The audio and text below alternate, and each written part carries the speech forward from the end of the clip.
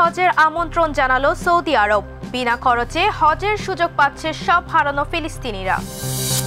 ফিলিস্তিনের গাজা পুরোপুরি নিয়ন্ত্রণের ঘোষণা ইসরায়েলি প্রধানমন্ত্রী বেনিয়ামিন নেতানিয়াহুর।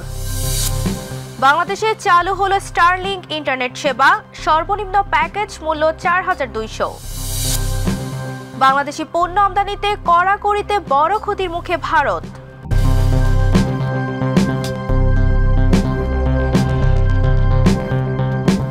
দর্শক, আমন্ত্রণ মাই টিভি আই নিউজে। এতক্ষণ দেখছিলেন শিরোনাম, সাথে আছে আমি নওশাদ তাবাসসুম। এলএমই সার্টিফাইড বিশ্বসেরা কপারে তৈরি ওয়ালটন কেবলস, যা আপনার স্থাপনাকে রাখবে সব সময় নিরাপদ। ইসরায়েলি আগ্রাসনে ক্ষতিগ্রস্ত 1000 ফিলিস্তিনিকে বিনামূল্যে হজের সুযোগ দিয়েছে সৌদি আরব। বাদশা সালমানের অর্থায়নে এই মানবিক উদ্যোগে নিহত, আহত ও বন্দীদের স্বজনরা হজে অংশ নেবেন। 2টি পবিত্র মসজিদের অতিথি প্রকল্পের আওতায় এই বিশেষ আয়োজন করছে সৌদি কর্তৃপক্ষ। বিস্তারিত রিপোর্টে। ইসরায়েলি আগ্রাসনে ক্ষতিগ্রস্ত 1000 ফিলিস্তিনিকে বিনামূল্যে হজের সুযোগ দিচ্ছে সৌদি আরব। ইসরায়েলের সামরিক আগ্রাসনে পরিবার হারানো, আহত বা কারাবন্দী স্বজনদের শোক বয়ে বেড়ানো 1000 ফিলিস্তিনিকে বিনা খরচে হজ পালনের সুযোগ দিয়েছে সৌদি আরব। মানবিক এই উদ্যোগটির পূর্ণ অর্থায়ন করবেন দেশটির বাদশা সালমান বিন আব্দুল আজিজ। খালিজ টাইমসের এক প্রতিবেদনে জানানো হয়েছে, নিহতদের পরিবার ছাড়াও যারা ইসরায়েলি হামলায় শারীরিকভাবে ক্ষতিগ্রস্ত হয়েছেন কিংবা যাদের স্বজনবন্দী আছেন, এমন ব্যক্তিরাও এই আমন্ত্রণে অন্তর্ভুক্ত থাকবেন। চাঁদ দেখার ওপর নির্ভর করে এবছরের হজ অনুষ্ঠান সৌদি আরবে 4 অথবা 5 জুন অনুষ্ঠিত হবে বলে ধারণা করা হচ্ছে। ফিলিস্তিনি হাজিদের যাত্রা শুরু থেকে আরব ভূমিতে পৌঁছানো এবং হজ শেষে দেশে ফেরা পর্যন্ত সকল ধরনের সুবিধা নিশ্চিত করতে ইতিমধ্যে কাজ শুরু করেছে সৌদি কর্তৃপক্ষ। পুরো ব্যবস্থাপনার দায়িত্বে থাকবে ইসলামিক অ্যাফেয়ার্স মন্ত্রণালয়ের আওতাধীন দাওয়া অ্যান্ড গাইডেন্স বিভাগ। কবির চৌধুরী জয়, মাই টিভি। ইসরায়েল গাজার পূর্ণ নিয়ন্ত্রণের ঘোষণা দিয়েছে। প্রধানমন্ত্রী নেতানিয়াহু জানিয়েছেন, তীব্র সংঘাত চলছে এবং ইসরায়েল অগ্রসর হচ্ছে। এদিকে আন্তর্জাতিক চাপের মুখে গাজায় সীমিত ত্রাণ প্রবেশ শুরু হলেও তা প্রয়োজনের তুলনায় অতি নগণ্য। জাতিসংঘ এসব হামলাকে মানবাধিকার লঙ্ঘন বলে উল্লেখ করেছে। গাজায় সোমবার 91 জন নিহত হয়েছে। বিস্তারিত রিপোর্টে। গাজার পূর্ণ নিয়ন্ত্রণ নেয়ার ঘোষণা দিয়েছে নেতানিয়াহু। ইসরায়েলের প্রধানমন্ত্রী বেনিয়ামিন নেতানিয়াহু 19 মে জানান, ইসরায়েল গাজার পুরো ভূখণ্ডের নিয়ন্ত্রণ গ্রহণ করবে। টেলিগ্রামে প্রকাশিত এক ভিডিও বার্তায় তিনি বলেন, গাজায় তীব্র সংঘাত চলছে, ইসরায়েলি সেনাবাহিনী ক্রমাগত অগ্রসর হচ্ছে। এই ঘোষণার মধ্যে গাজার দক্ষিণাঞ্চলীয় খান ইউনিস এলাকায় ব্যাপক হামলার প্রস্তুতির অংশ হিসেবে স্থানীয়দের নিরাপদে সরে যাওয়ার নির্দেশ দেওয়া হয়েছে। ইসরায়েলি বাহিনী জানিয়েছে, তারা একদিনে গাজায় 160টি টার্গেটে অভিযান চালিয়েছে। ফিলিস্তিনি পক্ষের তথ্য মতে এসব হামলায় সোমবার অন্তত 91 জন নিহত হয়েছেন। অন্যদিকে দীর্ঘ 2 মাস পর সীমিত পরিসরে গাজায় কিছু ত্রাণ প্রবেশ করতে শুরু করেছে। সোমবার প্রথম 5টি ত্রাণবাহী ট্রাক গাজায় প্রবেশ করে, যার মধ্যে শিশুদের জন্য খাদ্য সামগ্রীও ছিল। জাতিসংঘের মানবাধিকার দফতর ইসরায়েলের চলমান সামরিক পদক্ষেপকে আন্তর্জাতিক আইনের সুস্পষ্ট লঙ্ঘন এবং জাতিগত নিধনের মতো গুরুতর অভিযোগের আওতায় ফেলেছে। যদিও নেতানিয়াহু দাবি করছেন, যুদ্ধ বন্ধ করা নয়, বরং পূর্ণ বিজয়ের লক্ষ্যেই তারা এগিয়ে যাচ্ছেন। কবির চৌধুরী জয়, মাই টিভি। অবশেষে বাংলাদেশে চালু হলো স্টারলিংক ইন্টারনেট। রেসিডেন্স ও রেসিডেন্স লাইট এই 2টি প্যাকেজে মিলছে সর্বোচ্চ 300 Mbps গতির সেবা। সংযোগে এককালীন খরচ 47,000 টাকা। প্রধান উপদেষ্টা ডক্টর ইউনূসের নির্দেশনায় 90 দিনের মধ্যে সেবা চালু হলে বলে জানায় কর্তৃপক্ষ। বিস্তারিত রিপোর্টে। অবশেষে বাংলাদেশে চালু হলো স্টারলিংক ইন্টারনেট সেবা। প্রাথমিকভাবে 2টি ভিন্ন প্যাকেজের মাধ্যমে গ্রাহকদের জন্য সেবা চালু হয়েছে, স্টারলিংক রেসিডেন্স এবং রেসিডেন্স লাইট। মাসিক খরচ যথাক্রমে 6,000 ও 4,200 টাকা। তবে শুরুতে সংযোগ স্থাপনের জন্য এককালীন 47,000 টাকা ব্যয়ে যন্ত্রপাতি সংগ্রহ করতে হবে। এই সেবায় কোনো গতি বা ডেটা সীমাবদ্ধতা নেই। সর্বোচ্চ 300 Mbps গতির ইন্টারনেট সুবিধা পাওয়া যাবে। 20 মে এক ফেসবুক পোস্টে বিষয়টি নিশ্চিত করেছেন ডাক টেলিযোগাযোগ তথ্য প্রযুক্তি সংক্রান্ত প্রধান উপদেষ্টার বিশেষ সহকারী ফয়েজ আহমেদ তৈয়েব। স্টারলিংক নিজস্ব সোশ্যাল প্ল্যাটফর্ম এক্সে এ নিয়ে একটি পোস্টও প্রকাশ করেছে।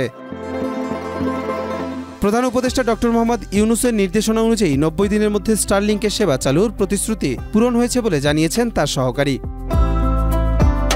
ফয়েজ আহমেদের ভাষ্য অনুযায়ী যদিও ব্যয় কিছুটা বেশি, তবু দূরবর্তী অঞ্চল কিংবা ফাইবার অপটিক সংযোগবিহীন এলাকায় এটি একটি কার্যকর ও টেকসই সমাধান হতে পারে। আজ থেকে আগ্রহীরা সেবা অর্ডার করতে পারবেন। কবির চৌধুরী জয়, মাই টিভি, ঢাকা। ভারত বাংলাদেশি পোশাক সহ কিছু পণ্যের স্থলপথে আমদানি বন্ধ করেছে। এতে সবচেয়ে বেশি ক্ষতিগ্রস্ত হবে পশ্চিমবঙ্গের পরিবহন ও কর্মসংস্থান খাত। বিশেষজ্ঞরা বলছেন, জাতীয় স্বার্থে নেওয়া এই সিদ্ধান্ত কৌশলগত হলেও এতে ভারতই অর্থনৈতিকভাবে চাপের মুখে পড়বে। ব্যবসায়ীরা বলছেন, সমুদ্রপথে আমদানিতে সময় বেশি লাগায় ক্ষতির আশঙ্কা বাড়ছে। বিস্তারিত রিপোর্টে। বাংলাদেশি পণ্য আমদানিতে কড়াকড়িতে ক্ষতির মুখে পড়বে ভারত নিজেই। এ থেকে স্পষ্ট বাংলাদেশকে দুর্বল করতে গিয়ে নিজেই বিপদে ভারত। ভারত বাংলাদেশ থেকে পোশাক সহ কিছু পণ্য স্থলবন্দর দিয়ে আমদানিতে কড়াকড়ি আরোপ করেছে, যার পরিণতিতে ক্ষতির মুখে পড়বে ভারত নিজেই। এই ক্ষতির মুখে পড়বে সীমান্ত রাজ্যগুলো, বিশেষ করে পশ্চিমবঙ্গ। ভারত সরকারের এই সিদ্ধান্তে সবচেয়ে বেশি প্রভাব পড়বে ভারতের কর্মসংস্থান ও পরিবহন খাতে। নতুন নির্দেশনা অনুযায়ী তৈরি পোশাক কেবল নাভাসেবা ও কলকাতা সমুদ্র বন্দর দিয়ে আমদানি করা যাবে। ফলে পেট্রোপোল সহ অন্যান্য স্থল বন্দর হয়ে এসব পণ্য প্রবেশ পুরোপুরি বন্ধ হয়ে যাবে। আগে যেখানে প্রতিদিন 20 থেকে 30টি ট্রাকে পোশাক আসত, এখন তা শূন্যে নেমে আসবে। পেট্রোপল ক্লিয়ারিং এজেন্টস অ্যাসোসিয়েশনের সদস্যদের মাধ্যমে জানা যায়, এর ফলে চালক, সহকারী ও লজিস্টিক কর্মীদের বড় ধরনের অর্থনৈতিক সংকটে পড়তে হবে। এতে পশ্চিমবঙ্গ সহ ভারতের উত্তর পূর্বাঞ্চলে ব্যবসা ও কর্মসংস্থান খাতে চাপ সৃষ্টি হবে। অন্যদিকে সমুদ্রপথে পণ্য আনতে বেশি সময় লাগায় অনেক ব্যবসায়ী এতে আগ্রহ দেখাচ্ছেন না। ফলে ভারত নিজের অভ্যন্তরেই বাণিজ্যিক ক্ষতির মুখে পড়তে পারে। বিশ্লেষকরা বলছেন, এটি একক সিদ্ধান্ত নয়, বরং বাংলাদেশের পক্ষ থেকে ভারতীয় পণ্যের ওপর ধারাবাহিক নিষেধাজ্ঞার প্রতিক্রিয়া। বিশেষ করে বাংলাদেশ ভারতীয় সুতা, চাল, কাগজ ও তামাক সহ একাধিক পণ্যে সীমাবদ্ধতা আরোপ করায় ভারতেই পাল্টা ব্যবস্থা নিয়েছে। কবির চৌধুরী জয়, মাই টিভি। মধ্যপ্রাচ্যে মার্কিন আধিপত্য আর চলবে না বলে হুঁশিয়ারি ইরানের সর্বোচ্চ নেতা আয়াতুল্লাহ আলী খামেনির। এক সময় যুক্তরাষ্ট্রকে এই অঞ্চল ছাড়তেই হবে। তিনি যুক্তরাষ্ট্রের নীতিকে সামরিক নির্ভরশীলতা তৈরির কৌশল বলে আখ্যা দেন। গাজায় ইসরায়েলি আগ্রাসনে আমেরিকার ভূমিকা নিয়েও তীব্র সমালোচনা করেন খামেনি। বিস্তারিত রিপোর্টে। মধ্যপ্রাচ্যে আর যুক্তরাষ্ট্র প্রভাব খাটাতে পারবে না বলে হুঁশিয়ারি দিয়েছেন ইরানের সর্বোচ্চ ধর্মীয় নেতা আয়াতুল্লাহ আলী খামেনি। তেহরানে এক বক্তব্যে তিনি বলেন, আমেরিকাকে একসময় এই অঞ্চল ছাড়তেই হবে, কারণ এখানকার মানুষ এখনও আরও বেশি রাজনৈতিকভাবে সচেতন ও প্রতিরোধে প্রস্তুত। সম্প্রতি প্রেসিডেন্ট ডোনাল্ড ট্রাম্পের মধ্যপ্রাচ্য সফর নিয়ে ক্ষোভ প্রকাশ করে খামেনি বলেন, যুক্তরাষ্ট্র এই অঞ্চলের দেশগুলোকে সামরিক নির্ভরতায় আবদ্ধ করে রাখতে চায়, তবে স্থানীয় শক্তির উত্থান ও জনতার প্রতিরোধেই শেষ পর্যন্ত আমেরিকাকে বিতাড়িত করবে। ট্রাম্পের সফরে সৌদি আরব, কাতার, আমিরাতের সঙ্গে বড় অঙ্কের অস্ত্র ও বাণিজ্য চুক্তি হয়। সফরের সময় তিনি ইরানের বিরুদ্ধে কড়া ভাষায় কথা বলেন, তেল রপ্তানি থামিয়ে দেওয়ারও হুমকি দেন। খামেনি এসব মন্তব্যকে অসম্মানজনক ও লজ্জাজনক উল্লেখ করে বলেন, এর জবাব দেওয়ার প্রয়োজনও নেই। গাজায় ইসরায়েলি হামলাও সেখানে যুক্তরাষ্ট্রের সমর্থনের কঠোর সমালোচনা করে খামেনি বলেন, শান্তির কথা বললে ওয়াশিংটন আসলে আগুন ছড়াচ্ছে এবং সন্ত্রাসে পৃষ্ঠপোষকতা দিচ্ছে। তিনি ইসরায়েলকে আখ্যা দেন এই অঞ্চলের অস্থিরতার মূল ক্যান্সার হিসেবে। এই শাসন ব্যবস্থাকে নির্মূল করতেই হবে বলে তিনি হুঁশিয়ারি দেন। শিক্ষা খাতে বিনিয়োগকে তিনি জাতির ভবিষ্যতের ভিত্তি বলেও উল্লেখ করেন। কবির চৌধুরী জয়, মাই টিভি। কাশ্মীর ইস্যুতে ভারত পাকিস্তান উত্তেজনার মধ্যে বিলাওয়াল ভুট্টোকে ইউরোপ সফরকারী কূটনৈতিক দলের নেতৃত্বে পাঠাচ্ছে পাকিস্তান। দলটি ব্রাসেলস, লন্ডন ও প্যারিসে পাকিস্তানের অবস্থান তুলে ধরবে। বিস্তারিত রিপোর্টে। ভারত বিরোধী প্রচারে সক্রিয় পাকিস্তান। আন্তর্জাতিক অঙ্গনে ভারতের বিরুদ্ধে পাকিস্তান চালছে নতুন চাল। আঞ্চলিক উত্তেজনার পটভূমিতে পাকিস্তানের পররাষ্ট্র নীতিতে গুরুত্বপূর্ণ দায়িত্ব পেয়েছেন পাকিস্তান পিপলস পার্টির চেয়ারম্যান ও সাবেক পররাষ্ট্রমন্ত্রী বিলাওয়াল ভুট্টো জারদারি। প্রধানমন্ত্রী শাহবাজ শরীফ তাকে ইউরোপ সফরকারী একটি উচ্চ পর্যায়ের প্রতিনিধি দলের নেতৃত্বে মনোনীত করেছেন, যা পশ্চিমা দেশগুলোতে পাকিস্তানের অবস্থান তুলে ধরবে। সংকটময় পরিস্থিতিতে শাহবাজ শরীফ ও বিলাওয়ালের মধ্যে এক ফোনালাপের পর তাকে ইউরোপীয় সফরের দায়িত্ব দেওয়া হয়। বিলাওয়াল দায়িত্বটি গ্রহণ করে বলেন, এই চ্যালেঞ্জিং সময়ে দেশকে প্রতিনিধিত্ব করতে পারা আমার জন্য সম্মানের। প্রতিনিধি দলের সদস্যদের মধ্যে রয়েছেন ফেডারেল মন্ত্রী খুররম দস্তগীর, সাবেক পররাষ্ট্রমন্ত্রী হিনা রাব্বানি খার, প্রবীণ কূটনীতিক জালিল আব্বাস জিলানি ও তেহমিনা জানজোয়ার মতো বিশিষ্ট ব্যক্তিত্বরা। এই বিশেষ কূটনৈতিক মিশন ব্রাসেলস, লন্ডন ও প্যারিসের মতো গুরুত্বপূর্ণ ইউরোপীয় শহর সফর করবে এবং সংশ্লিষ্ট সরকার ও আন্তর্জাতিক সংস্থাগুলোর সঙ্গে বৈঠক করে পাকিস্তানের দৃষ্টিভঙ্গি তুলে ধরবে। এটি ভারতের আন্তর্জাতিক লবিংয়ের জবাবে পাকিস্তানের কৌশলগত পাল্টা উদ্যোগ হিসেবে দেখা হচ্ছে। শাহিদা রুবি, মাই টিভি। ডোনাল্ড ট্রাম্পের সাম্প্রতিক মধ্যপ্রাচ্য সফরে গাজা ও ইরান ইস্যুতে ইসরায়েলের প্রতি যুক্তরাষ্ট্রের অবস্থানে পরিবর্তনের আভাস মিলেছে। সৌদি আরব, কাতার ও আমিরাতকে ঘিরে নতুন আঞ্চলিক জোট গড়ে তুলেছেন ট্রাম্প, যেখানে নেতানিয়াহুর অনড়তা যুক্তরাষ্ট্রের জন্য বাধা হয়ে দাঁড়িয়েছে। ফলে ফলাফল নির্ভর কূটনীতিতে ইসরায়েলের গুরুত্ব কমে যাচ্ছে, আর নেতানিয়াহু হারাচ্ছেন ওয়াশিংটনের নিঃশর্ত সমর্থন। বিস্তারিত রিপোর্টে।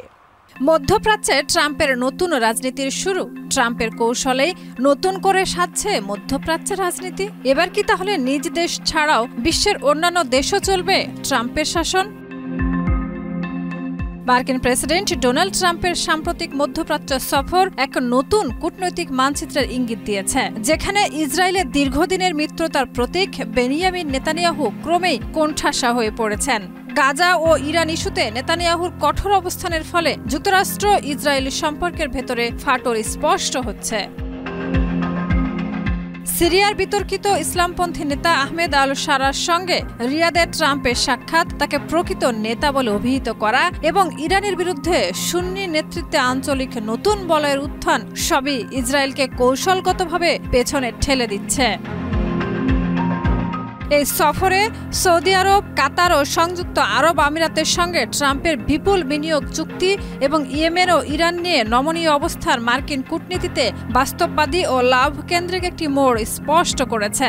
বিশ্লেষকদের মতে এতদিন ইরান বিরোধী লড়াইয়ে নেতৃত্ব দিয়ে আসা নেতানিয়াহু এখন নতুন আঞ্চলিক বাস্তবতায় গুরুত্ব হারাচ্ছেন, যেখানে পারস্য উপসাগরীয় রাজতন্ত্রগুলো নিজেদের নিরাপত্তা নিশ্চিত করতে ঝুঁকছে যুক্তরাষ্ট্রের অত্যাধুনিক অস্ত্র, চিপ ও এআই প্রযুক্তির দিকে। দর্শক, এই ছিল আজকের মাই টিভি আই নিউজ। ধন্যবাদ এতক্ষণ সাথে থাকার জন্য।